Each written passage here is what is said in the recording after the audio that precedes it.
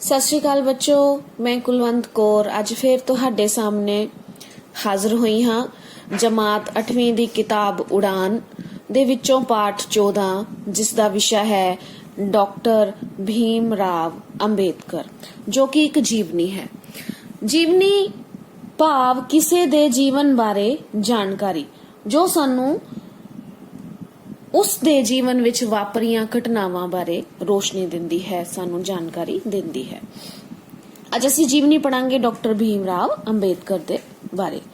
Doctor Ambedkar ਦਾ ਜਨਮ ਮਾਤਾ ਭੀਮਾ ਬਾਈ ਤੇ ਪਿਤਾ ਸ਼੍ਰੀ ਰਾਮ ਜੀ ਦਾਸ ਦੇ ਘਰ 14 ਅਪ੍ਰੈਲ 1891 ਨੂੰ ਹੋਇਆ।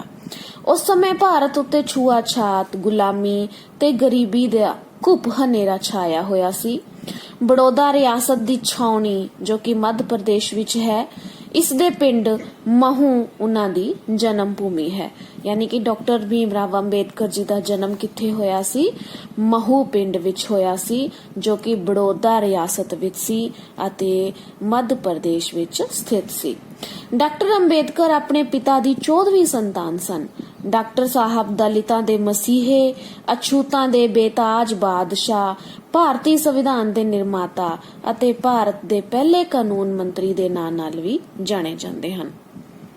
ਡਾਕਟਰ ਅੰਬੇਦਕਰ ਦਾ ਜੀਵਨ ਇੱਕ ਬੜੇ ਲੰਬੇ ਸੰਘਰਸ਼ ਦੀ ਕਹਾਣੀ ਹੈ। ਉਹਨਾਂ ਨੇ ਸ਼ੁਰੂ ਤੋਂ ਹੀ ਛੂਆ-ਛਾਤ ਤੇ ਗਰੀਬੀ ਨਾਲ ਜੱਦੋ-ਜਹਿਦ ਕਰਨੀ ਪਈ। ਜੱਦੋ-ਜਹਿਦ ਯਾਨੀ ਕਿ ਸੰਘਰਸ਼ ਕਰਨਾ ਪਿਆ।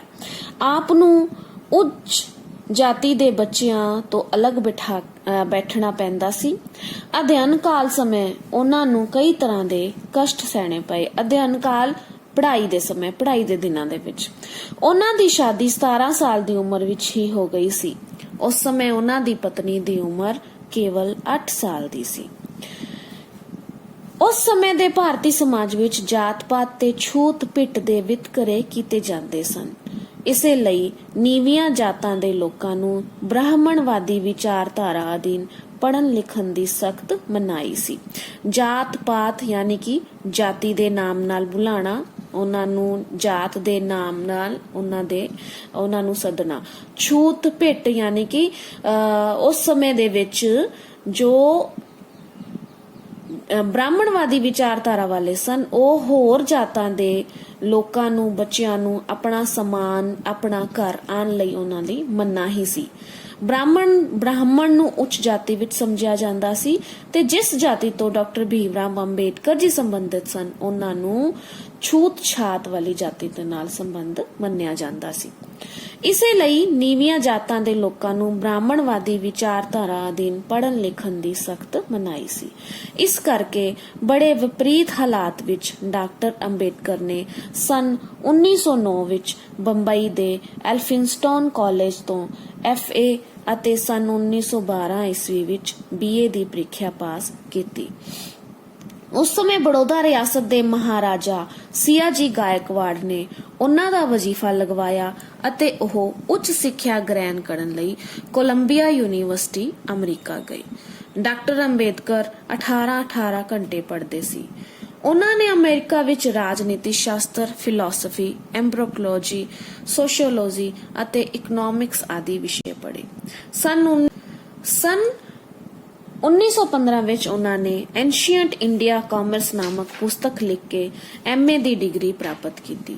ਬਾਅਦ ਵਿੱਚ ਉਹਨਾਂ ਨੇ ਬ੍ਰਿਟਿਸ਼ ਭਾਰਤ ਵਿੱਚ ਕਾਰਜਸ਼ੀਲ ਪੂੰਜੀ ਦਾ ਵਿਕਾਸ ਨਾਮਕ ਥੀਸਿਸ ਲਿਖ ਕੇ PhD ਦੀ ਉਪਾਧੀ ਪ੍ਰਾਪਤ ਕੀਤੀ। ਇਸ ਤੋਂ ਬਾਅਦ ਉਹਨਾਂ ਨੇ ਲੰਡਨ ਸਕੂਲ ਆਫ ਇਕਨੋਮਿਕਸ ਅਤੇ ਰਾਜਨੀਤੀ ਸ਼ਾਸਤਰ ਤੋਂ ਡਾਕਟਰ ਆਫ ਸਾਇੰਸ ਦੀ ਉਪਾਧੀ ਪ੍ਰਾਪਤ ਕੀਤੀ। ਇੰਗਲੈਂਡ ਤੋਂ ਵਾਪਸ ਆ ਕੇ ਉਹਨਾਂ ਨੇ ਬੜੌਦਾ ਛਾਉਣੀ ਵਿੱਚ ਸੈਨਾ ਦੇ ਸਕੱਤਰ ਦੇ ਰੂਪ ਵਿੱਚ ਨੌਕਰੀ ਕੀਤੀ। ਉੱਥੇ ਵੀ ਉਹਨਾਂ ਨਾਲ ਭੇਦਭਾਵ ਕੀਤਾ ਜਾਂਦਾ ਸੀ।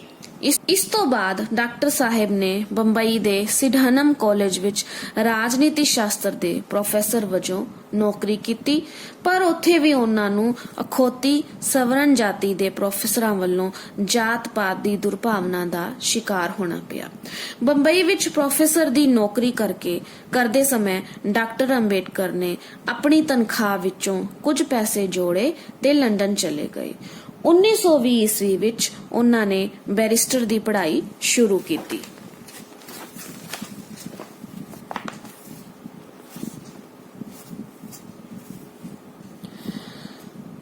ਕਿਉਂਕਿ ਅੰਬੇਡਕਰ ਨੇ ਬਚਪਨ ਤੋਂ ਹੀ ਮਨੁੱਖ ਵੱਲੋਂ ਮਨੁੱਖ ਪ੍ਰਤੀ ਕੀਤੀ ਜਾਂਦੀ ਨਫ਼ਰਤ ਸਹਿਣ ਕੀਤੀ ਸੀ, ਇਸ ਲਈ ਉਹਨਾਂ ਨੂੰ ਅਹਿਸਾਸ ਹੋ ਗਿਆ ਸੀ ਕਿ ਇਹ ਜਾਤ-ਪਾਤ ਵਿਦਿਆ ਦੀ ਰੋਸ਼ਨੀ ਨਾਲ ਹੀ ਦੂਰ ਕੀਤੀ ਜਾ ਸਕਦੀ ਹੈ। ਸਮਾਜ ਵਿੱਚ ਵਿਦਿਆ ਦਾ ਦੀਪ ਜਲਾਉਣ ਲਈ ਉਹਨਾਂ ਨੇ ਪੀਪਲਜ਼ ਐਜੂਕੇਸ਼ਨ ਸੁਸਾਇਟੀ ਬਣਾਈ।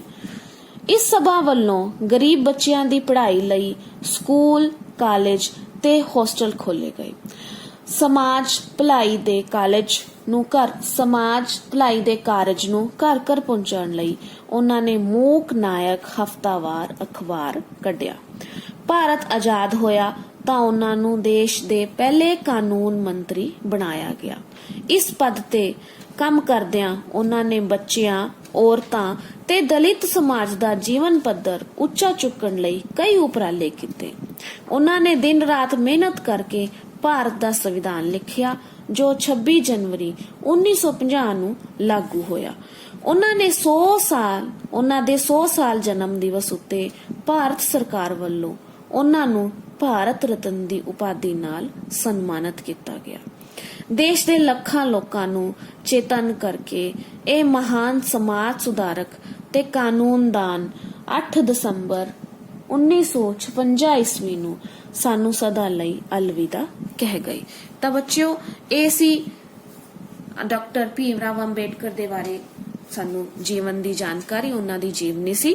ਹੁਣ ਅਸੀਂ ਇਸ ਦਾ ਅਭਿਆਸ ਕਰਾਂਗੇ। ਸਭ ਤੋਂ ਪਹਿਲਾਂ ਕਰਾਂਗੇ ਔਖੇ ਸ਼ਬਦਾਂ ਦੇ ਅਰਥ। ਔਖੇ ਸ਼ਬਦਾਂ ਦੇ ਅਰਥ ਕਿਉਂ ਕਰਾਏ ਜਾਂਦੇ ਹੈ? ਕਿਉਂਕਿ ਜੇਕਰ ਤੁਹਾਨੂੰ ਇਹਨਾਂ ਸ਼ਬਦਾਂ ਦੇ ਅਰਥਾਂ ਦਾ ਗਿਆਨ ਨਹੀਂ ਹੋਏਗਾ ਤਾਂ ਤੁਸੀਂ ਉਹਨਾਂ ਵਾਕਾਂ ਨੂੰ ਸਮਝਣ ਵਿੱਚ ਨਾਕਾਮ ਹੋਵੋਗੇ।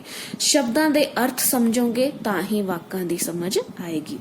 ਮਸੀਹਾ, ਦੇਵਤਾ, ਅਧਿਐਨ, ਪੜ੍ਹਾਈ, ਥੀਸਿਸ, ਖੋਜ, ਪ੍ਰਬੰਧ, ਬੈਰਿਸਟਰ, ਵਕੀਲ, ਦਲਿਤ, ਜਾਤੀ ਤੌਰ ਤੇ ਪਿਛੜੇ ਲੋਕ, ਉਪਰਾਲੇ, ਯਤਨ, ਜੱਦੋ-ਜਹਿਦ, ਸੰਘਰਸ਼, ਵਿਪਰੀਤ, ਉਲਟ, ਅਖੌਤੀ, ਆਪਣੇ ਆਪ, ਤਥਾ ਕਥਿਤ।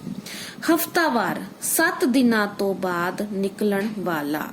ਉਪਾਧੀ, ਪਦਵੀ, ਅਹੁਦਾ, ਖਿਤਾਬ। ਇਹ ਸੀ ਔਖੇ ਸ਼ਬਦਾਂ ਦੇ ਅਰਥ। ਹੁਣ ਅਸੀਂ ਕਰਾਂਗੇ ਪ੍ਰਸ਼ਨਾਂ ਦੇ ਉੱਤਰ। ਪਹਿਲਾ ਪ੍ਰਸ਼ਨ ਹੈ, ਡਾਕਟਰ ਅੰਬੇਡਕਰ ਦਾ ਜਨਮ ਕਦੋਂ ਅਤੇ ਕਿੱਥੇ ਹੋਇਆ? ਬੱਚਿਓ, ਮੈਂ ਵਾਰ-ਵਾਰ ਤੁਹਾਨੂੰ ਇਹੀ ਕਹਿੰਨੀ ਆ ਕਿ ਇਹਨਾਂ ਪ੍ਰਸ਼ਨਾਂ ਦੇ ਉੱਤਰ ਸਾਨੂੰ ਇਸੇ ਪਾਠ ਵਿੱਚੋਂ ਹੀ ਮਿਲਦੇ ਨੇ।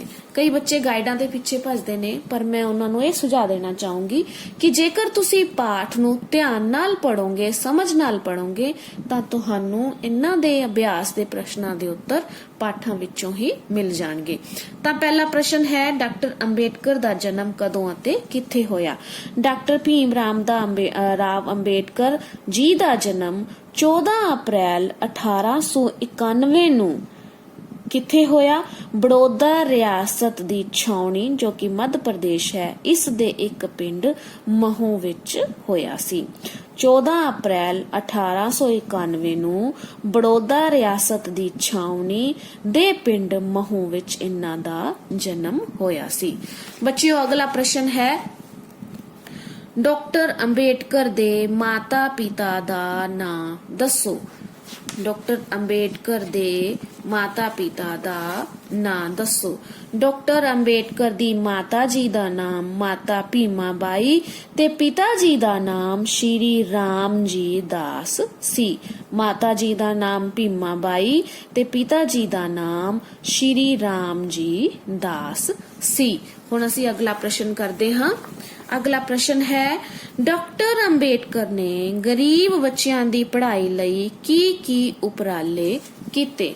ਬੱਚਿਓ, ਇਸ ਦਾ ਉੱਤਰ ਇਹ ਹੈ ਕਿ ਡਾਕਟਰ ਅੰਬੇਡਕਰ ਨੇ ਗਰੀਬ ਬੱਚਿਆਂ ਦੇ ਲਈ ਪੀਪਲਜ਼ ਐਜੂਕੇਸ਼ਨ ਸੁਸਾਇਟੀ ਬਣਾਈ, ਜਿਸ ਨੇ ਗਰੀਬ ਬੱਚਿਆਂ ਦੀ ਪੜ੍ਹਾਈ ਲਈ ਸਕੂਲ, ਕਾਲਜ ਅਤੇ ਹੋਸਟਲ ਖੋਲ੍ਹੇ। ਜਿਸ ਸੁਸਾਇਟੀ ਨੇ ਪਹਿਲਾਂ ਇੱਕ ਸੁਸਾਇਟੀ ਬਣਾਈ ਤੇ ਇਸ ਸੁਸਾਇਟੀ ਵੱਲੋਂ ਗਰੀਬ ਬੱਚਿਆਂ ਲਈ ਸਕੂਲ, ਕਾਲਜ ਅਤੇ ਹੋਸਟਲ ਖੋਲ੍ਹੇ ਗਏ ਤੇ ਸਮਾਜ ਭਲਾਈ ਦੇ ਕਾਰਜ ਨੂੰ ਘਰ ਘਰ ਪਹੁੰਚਾਉਣ ਲਈ ਉਹਨਾਂ ਨੇ ਮੂਕ ਨਾਇਕ ਹਫ਼ਤਾਵਾਰ ਅਖਬਾਰ ਵੀ ਕੱਢਿਆ ਸੀ।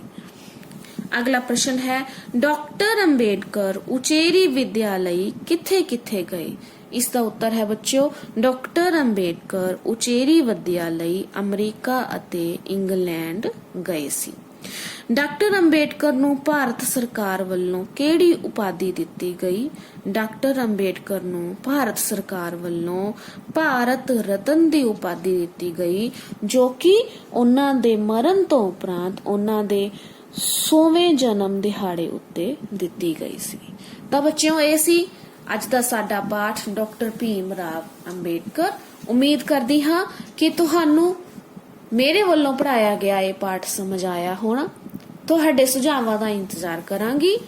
ਮੇਰੇ ਚੈਨਲ ਨੂੰ ਸਬਸਕ੍ਰਾਈਬ ਕਰਨਾ ਨਾ ਭੁੱਲਿਓ। ਧੰਨਵਾਦ, ਬਹੁਤ ਬਹੁਤ ਧੰਨਵਾਦ।